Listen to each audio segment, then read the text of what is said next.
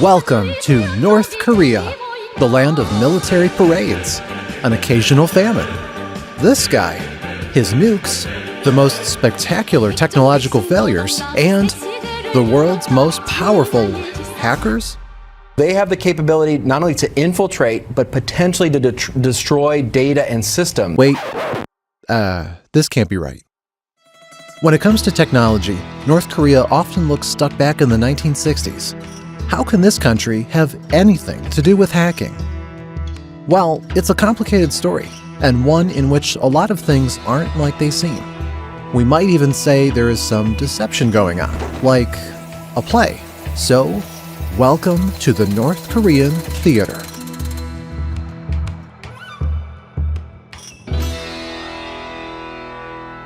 If you were around a few years ago, you probably saw this. This is Axie, a fluffy creature from Axie Infinity, a video game that's supposed to be your chance to earn real money while playing. It was all the rage at the height of the NFT craze. Millions of people played it. Some even dropped their real jobs for that. And in March 2022, those players began experiencing something strange. It looked like a serious glitch. Some functionality went down, but surely somebody will fix that quickly, right? Nobody could fix it. You see, the game got so popular because it ties its in-game money to Ethereum. That Ethereum, the second biggest cryptocurrency after Bitcoin.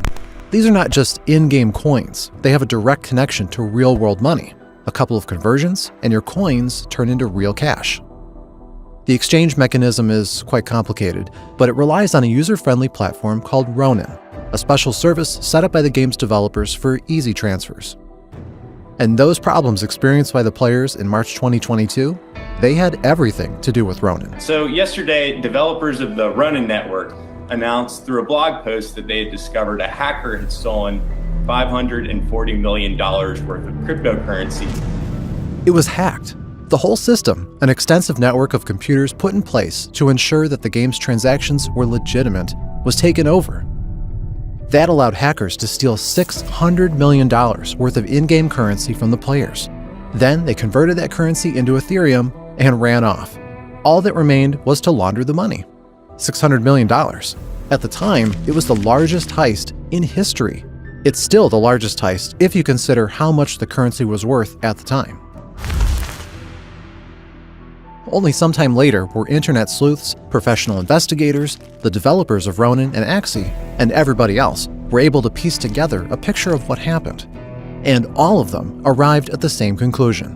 Who is the attacker? Well, you've probably guessed it. North Korea. This, North Korea, a country that is the butt of almost every joke on the planet, managed to steal $600 million from an NFT game. Ask a random person on the street how NFTs work, and they're going to struggle to explain it.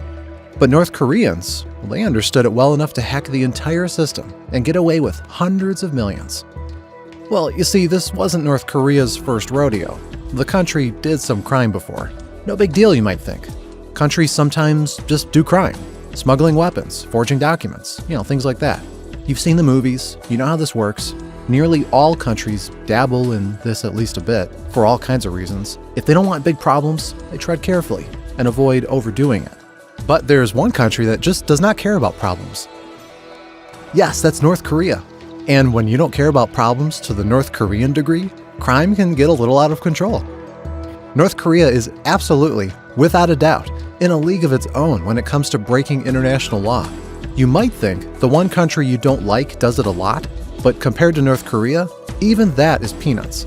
The North Koreans did it all, trafficking weapons and cigarettes, poaching endangered animals, producing counterfeit drugs, illegal drugs, very illegal drugs, trafficking very, very illegal drugs manufactured by others, trafficking people, selling people, kidnapping and trafficking people, and of course, trafficking people to conduct slave labor. In the 1980s and 90s, it even engaged in forging dollar bills, and did that so well that American intelligence agencies called those super dollars because their quality was actually better than that of real dollars manufactured in the United States. But then, by the 2000s, this kind of activity began to die down. It still happened, and even today, an occasional North Korean illegal arms sale still gets busted here and there. But these days, The communist criminal empire is just a shadow of its former self. Or so it would seem, because on some level, it's actually bigger than ever.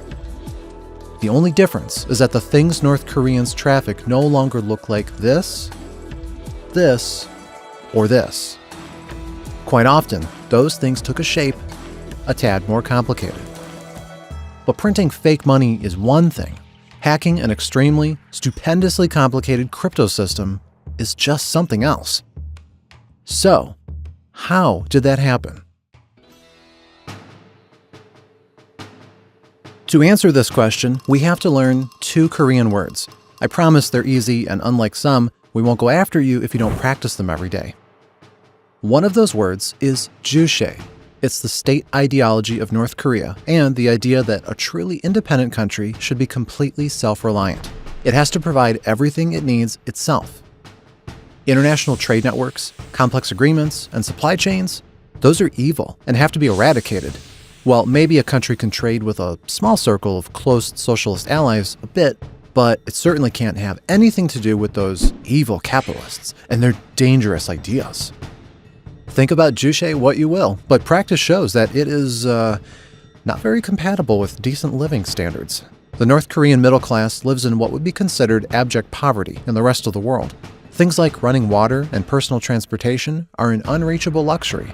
Food shortages are a daily occurrence, and hard manual labor is the primary pastime for people of all ages. The internet? Well, it exists in theory, or rather in propaganda, where North Korean students sit by the computers doing something.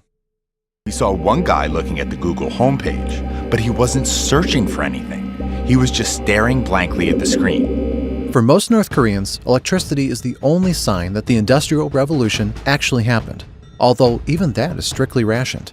The grid doesn't work for most of the day, and when it does, it serves to power radios that blast propaganda that can't be turned off. By some estimates, the size of the North Korean economy is comparable to that of Afghanistan, a country ravaged by decades of war. Oh, and there's one other thing. The poverty in North Korean citizens is not even the biggest problem Juche creates for Kim here. You see, adhering to this ideology is a bit like living on a remote farm and refusing to interact with the outside world. On the surface, everything might look okay. You control your own life and maintain your own shelter. If you're lucky enough, you have a surplus of food to sustain yourself. But if you grow bored of the same old meals and decide you want to taste something more exotic, you're suddenly out of luck. You're even more out of luck if you just had a poor harvest, and if your farm workers catch a nasty disease or even worse, decide to rise up and overthrow you, the trouble becomes very, very acute. You can't get high-tech weapons to protect yourself from adversaries. You can't enjoy the newest technological advances made elsewhere in the world. And you don't get to destroy your health with those corrupt capitalist snacks they make on the other side of the ocean. The North Korean government understands that very well. This is why, while it touts Juche as the best thing since Kim Il-sung's invention of sliced bread, in reality, it's totally fine with this isolationist approach. One of those liberties is dabbling in international crime. Another liberty is songbun, the second North Korean word we have to learn. You know how in communist countries all the people have to be equal, but then some are more equal than others? Well, in North Korea, this principle is basically the unspoken law. Songbun is a rigid, semi-official class system the North Korean society lives by. It divides all citizens into 3 categories, although each of those categories can be divided further. At the very bottom of this system is the hostile class, and according to the government, the hostiles don't even deserve to know the name of Kim Il-sung, let alone employ any technology beyond their own 2 hands. The wavering, or the middle class, is the one we've already talked about: manual labor, radios you can't turn off, and life in poverty. And then there's the core, or the upper class, where life looks very different. The core is a class that the North Korean government relies on. Well, the entire government belongs to that class, so it's a given. The army brass, the top managers, and all the other important North Koreans are members of the core. This class has access to a lot of goods one might expect while living in a run-of-the-mill country. Not a very rich one, but not a very poor one either. For example, this is a North Korean computer shop. It has TVs, washing machines, coffee makers, and yes, computers. Not very new ones, mind you. Most of these things are smuggled through an international blockade. and the prices are far beyond the reach of most North Koreans. Also, all of them will most likely have the Red Star installed, a proprietary North Korean operating system that looks like old Windows or Mac OS, tracks everything the user does, and only allows connecting to the North Korean version of the internet, a completely enclosed network that bears little resemblance to the actual internet. But all of that is for the regular members of the Corps. And what if you want the best stuff, like Kim himself, who always poses with the latest Mac? Well, then you have to climb the ladder even higher, because the Corps class has its own Corps, the elite of the elite, the 1% of the 1%, and North Koreans that belong to that class live in luxury. Restrictions, shortages, borders, those are things for common folk. Food, technology, even media, the very top of Songbun has it all. International sanctions be damned. In many cases, they even get to travel the world on forged passports more often than not. And they're the ones Kim relies on when he needs to exchange some of his criminal money for goods, tech, or whatever else can be found on the black market. Uranium enrichment centrifuges, for example. Alright, that's the end of our lesson about North Korean language and culture. Just remember, there's Juche ideology and Songbun social systems. And those things aren't really compatible with each other, because while lower class have to be content with self-reliance, the upper class needs their Macs, snacks, and nukes. And hacking? Well, it sits at the very center of this conundrum. It's one of the main ways the North Korean government maintains Songbun and circumvents Juche. And the way how it does that is quite interesting, but before explaining it, I have to ask you for two things. First, could you please like this video and subscribe to our channel for the greater cause? And second, oh, he left. Well, never mind. Let's go back to the video. Have you ever seen North Korean children playing musical instruments? Like this, and this, and this. On the one hand, yeah, it's a bit creepy. On the other hand, these children are, geniuses. They have mastered their art to the level very few adults in the rest of the world will ever achieve. How? Well, North Korea loves gifted children. This is how it manages to have a truly incredible music scene, punch way above its economic weight in sports, and perform pretty well in other kinds of international competitions. Children from the middle class, and perhaps sometimes even the hostel class, are closely monitored. If they display talent in music, sports, or any kind of science, they're selected and given rigorous training. They can't choose their own career. But to be fair, their less talented friends don't have this option either. What these children can have, though, is an opportunity to rise. They get the best education their country can offer, and strict punishment for every failure. They can briefly go abroad to various competitions, and in the event they succeed, their social standing improves. And this is not just computer science. It doesn't matter whether it's sports, whether it's science, whether it's languages, whatever skill there is, whatever North Korea thinks will help serve the state's purposes. If they find someone at an early age who has some degree of talent in that, then they will get a chance to advance. They will be brought in, given extra training, given extra resources. But in the case of math geniuses, there's one particular career path that they can get: earning money abroad. North Korea has been doing that for decades with the plethora of criminal ventures we discussed. And one of those ventures, as you may remember, was slave labor. North Koreans would be sent off to do everything from laying bricks in the Middle East to cutting wood in Siberia. But if they can do that, maybe they could get some higher paying jobs? This realization struck North Korea in the 2000s. Everything digital was, like the bomb. Jobs in the IT sector became some of the most prestigious and could net serious profit. Spend a few years learning programming or web design, and you'd find yourself earning more money than an entire team of lumberjacks. Of course, building an IT industry, even a small one, inside North Korea was impossible. North Korea's internet connections are closely monitored, and any detected breach of international sanctions would risk grave consequences. But that's where the idea of sending laborers abroad comes in again. Get some math geniuses forged passports, fly them to a country with badly supervised borders, and there you go, an army of expat IT workers. We know of at least several cases where this model was applied and entire establishments to support them were created. One of those establishments looked like this: a budget hotel in Shenyang, China. It operated as an actual, real hotel, with surprisingly good amenities for real guests. But most of its guests weren't, well, customers. They were North Koreans who worked there, using local internet access. We spoke to someone who'd actually stayed there, an individual, a US individual who had it booked as his sort of corporate, accommodation for his trip to China. And when he walked in, he found a whole bunch of North Koreans, and the TVs on the wall were showing sort of footage of the war in North Korea, the war in Korea, I should say, but done from the North Korean side as though the Koreans won that war. Very, very peculiar. With time, the establishment came to be known as Hacker Hotel. Because, sure, sending well-educated workers to earn money by doing remote office work is a good enough way to make some cash.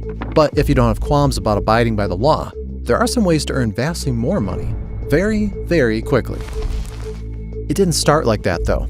Early North Korean hacking operations were all about prestige and a bit about espionage. In the mid-2000s, they began carefully attacking South Korea, mostly jamming its services with distributed denial-of-service attacks. Those didn't do long-lasting damage, but proved to be quite an annoyance. By the mid-2010s, these hackers went fully international, and this time, they meant business. In 2014, they hacked Sony as revenge for the release of a film that makes fun of Kim Jong-un, and executed a data heist that showed excellent understanding of both technical and social aspects of hacking. But those aspects helped them immensely with the task most countries use their hacking armies for: espionage. Been known to target defense companies, both in countries that they don't get along with, and also sometimes in friendly countries like Russia. Last year they seemingly tried to steal missile data from a Russian missile manufacturer. That sort of information is very important for their weapons development. And beyond that, they will also target researchers, they will target strategy, they will target government organizations around the world because they want to understand policy decisions. But the same techniques work against commercial entities as well, so why not commercialize it? In the late 2010s, North Koreans went all in on that, hacking banks, distributing ransomware, performing these massive operations only a state-sponsored hacker army could pull off. A few years passed, and crypto became a thing. An entire monetary system designed to circumvent the controls of governments and institutions? Who could have guessed that it would become popular with criminals? And who could have guessed that somebody like North Korea could jump in on exploiting it with such enthusiasm? The twist, as you might have guessed, is that North Korea went a step beyond just using crypto. Robbing other crypto users blind was also on the menu. For several years in a row now, it's estimated that around half of cryptocurrency thefts in the world are the work of North Korean hacking groups. The Axie Infinity hack was the largest and the most prominent of them, but countless smaller ones happen almost every month. And by the way, North Korea denies that hack and all of the other hacks attributed to it. North Korea says this is a smear campaign by its enemies, including the US. Are we certain these attacks were done by North Koreans? Let's be clear, cybercrime attribution is a tricky business. Digital footprints are exactly that. They're digital. They can be manipulated, misplaced, forged, and simply erased. But in every one of those cases, and in thousands more, there is more than enough evidence to suggest that the attacks were performed by North Korean hacking groups that operate outside the country under some false identities and shell companies. Mr. Creator is using your Upwork or LinkedIn account to scam people. You get 10% of these fraudulent earnings if he actually does pay you, but all of the scam is under your LinkedIn account, which is under your name, or your Upwork account, which is under your name, because to sign up for these services, you need to have ID verification. There's been research by the United Nations and other watch groups that are working with the global community to prevent them from gaining access to weapons. And a good amount of the money that they've converted into fiat currency has been traced to purchases of materials to build their missiles program. Of course, there's still a lot of details we don't know. As you might expect, the closer you examine the structure of North Korea's hacker army, the murkier it gets.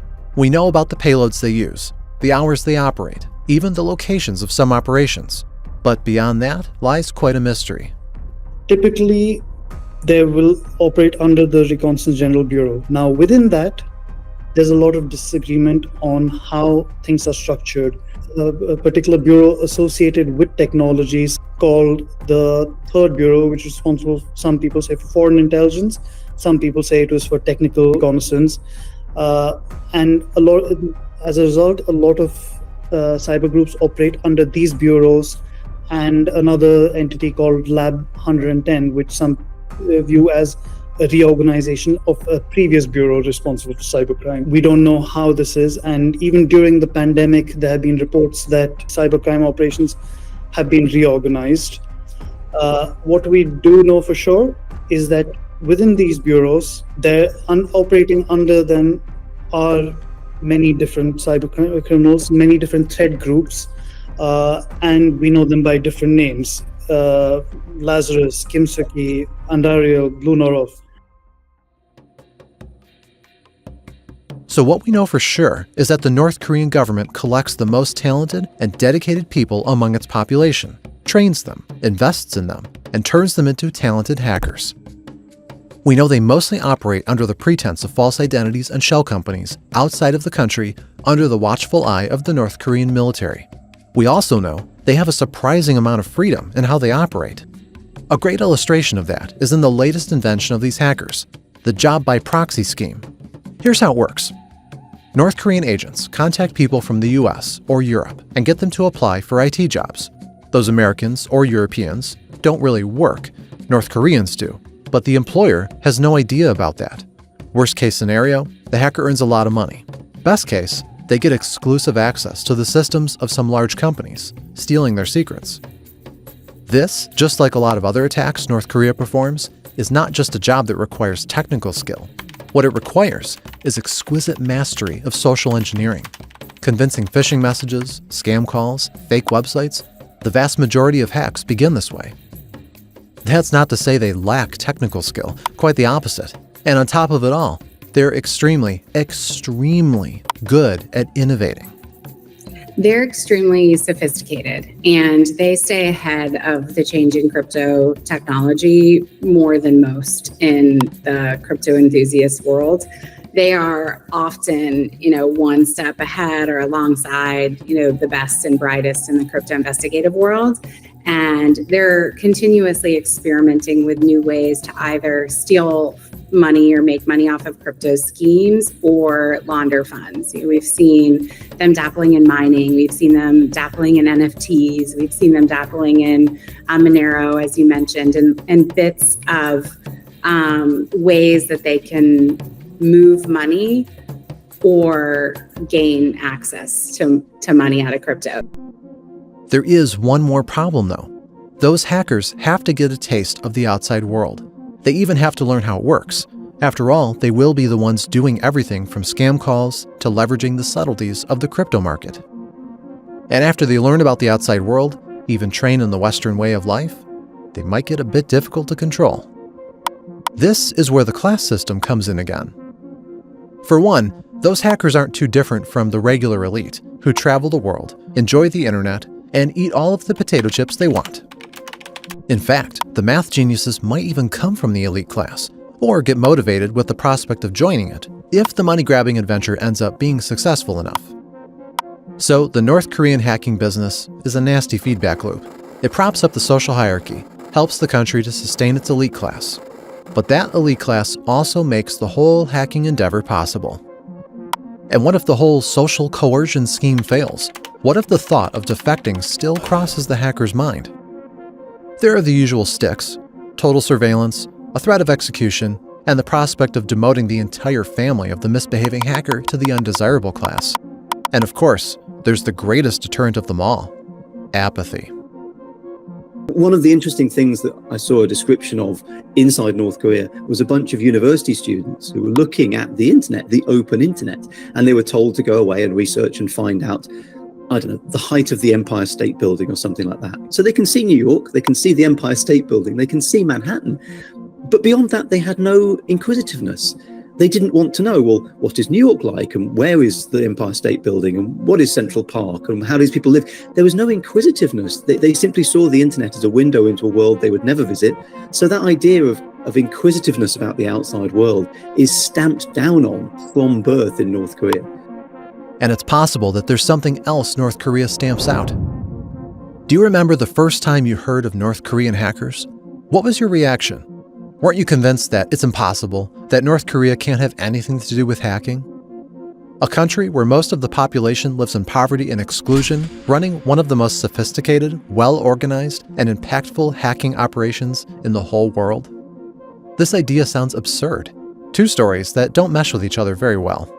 And yet, when you dig deeper, they don't only coexist, they complement each other. But making that idea sound absurd, stamping out any inquisitiveness about the criminal empire of the North Korean regime, that's quite a strategy.